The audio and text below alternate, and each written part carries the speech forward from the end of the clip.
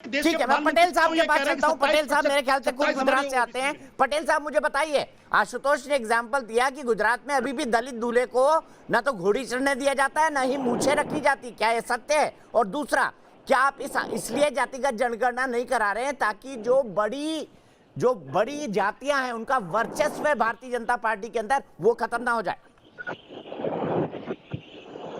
जी, एक बार फिर से सवाल किया जाए।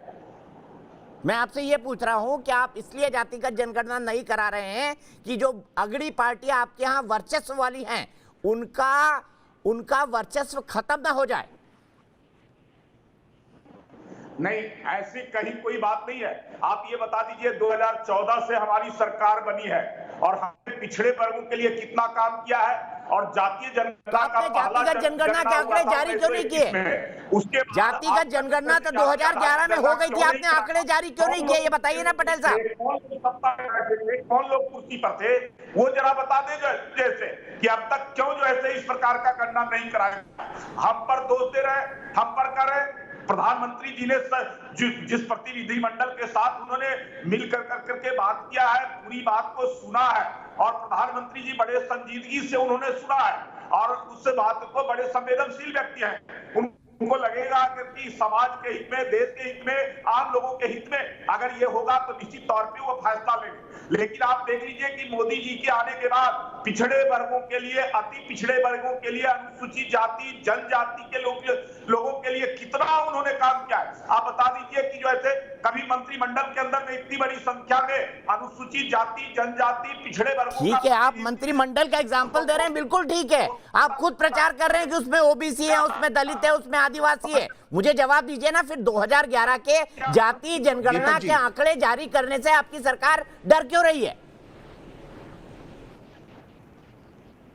नहीं, वो जनगणना हुई थी, हमारी सरकार नहीं थी और जिस सरकार ने किया बाद में उसको प्रकाशित 2014 में हमारी सरकार बनी, लेकिन उसको प्रकाशित उसने नहीं किया।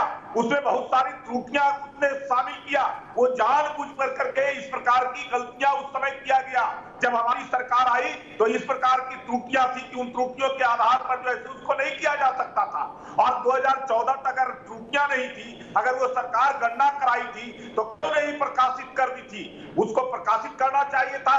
लेकिन हमारी सरकार लगातार जो है पिछड़े वर्गों के, अति पिछड़े वर्गों के लिए, आप बता दीजिए कि संवैधानिक दर्जा अगर पिछड़ा वर्ग आयोग को देने का मामला हो तो अब तक क्यों नहीं सरकार ने किया था? हमारी सरकार बनने के बाद किया।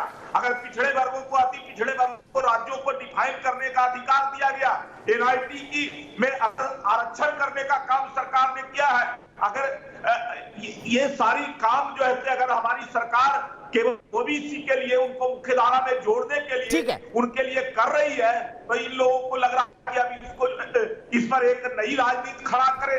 लेकिन आज तक आप सब लोगों ने नहीं किया। आप बता दीजिए कि कोई वेलफेयर की स्कीमें जाति आधारित चलती है क्या? अगर प्रधानमंत्री जी ने 9 करोड़ लोगों को उज्ज्वला योजना का लाभ